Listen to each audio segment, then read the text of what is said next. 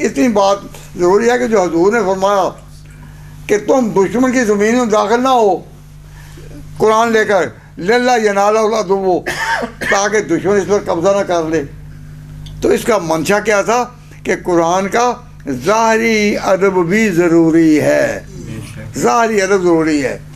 तो हमने देखा है कि कई गैर कौमों और गैर मुल्कों के लोग यहाँ आते हैं, तो जब लेटना हो तो कुरान लेकर हाथ में कुरान तिलावत कर रहे हैं, और जब लेटना हो तो सराहना बना लिया।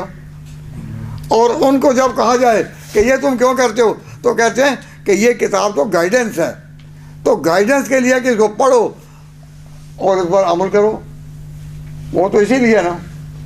लेकिन याद रखो कुरान शरीफ का ज़ाहरी अदब करना भी ज़रूरी है। हज़रत उस्मान रज़ी अल्लाह तआला अन्हु जब कुरान पाक की तिलावत करते तो उस वक्त क्या करते, कुरान पाक खोलते तो हुज़ूर इसको बोसा देते।